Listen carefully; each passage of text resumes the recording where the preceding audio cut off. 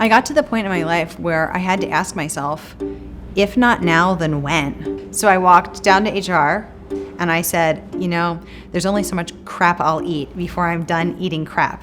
And today is the day that I'm done eating crap. And that was it.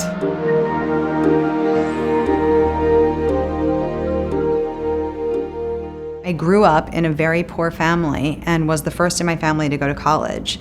And so I put aside my writer dreams, which is what my heart yearned to do. I went into finance, which was the industry that was hiring when I graduated. And I blinked and 10 years went by. And I had realized pretty much on day one that this was not where I was supposed to be, but I stayed because I needed a job and I needed to pay those student loans back.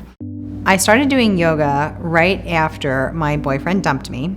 He showed up the day before our anniversary, reached in his pocket. I thought he was gonna pull out a ring. Instead, he pulled out my key, said we were done, and I turned to yoga for solace. So yoga became my refuge from my incredibly stressful, deadline-driven, caffeine-fueled, adrenaline-pumping days at the office. And then I would run out of the office as fast as I could, worried that I was gonna be late, and then be like, okay, I'm here. I can take a breath. I've arrived at my sanctuary.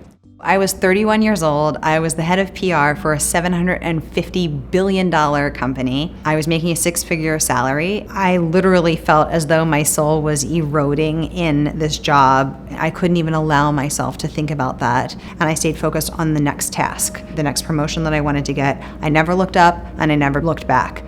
It was Friday morning at the office, and I got called into a company-wide meeting unexpectedly. My colleague from a sister company who had no experience got up and announced that she had taken over a huge part of my job that I had been very successfully doing for years. 90 sets of eyes turned and looked at me, and I felt totally humiliated. I had been giving and giving and giving to this job that I didn't even believe in, wasn't fulfilled by, wasn't even interested in, but I had done it. And now they were taking this from me. Shaking on trembling knees, I stumbled my way back to my office. I gathered my courage and I marched down to HR, and that was it. So I decided to take the summer off and teach yoga. And it was then that I realized I'd actually have to teach the yoga. I think I'd always been a little bit of a nervous public speaker, but usually I had my corporate armor on. I had a face full of makeup and I had my high heels, my power heels. When I went to teach this class, it just was me, barefoot, in yoga clothes, no makeup, terrified and authentic. Like that was the real me. And I realized, wow, I've totally found my fit. And I want to help other people to find theirs.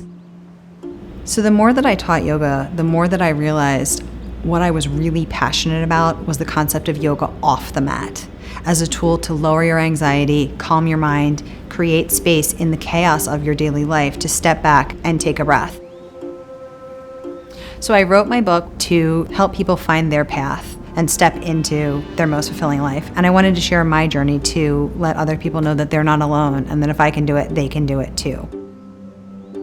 I'm Sara, and this is the story of how I found my fit.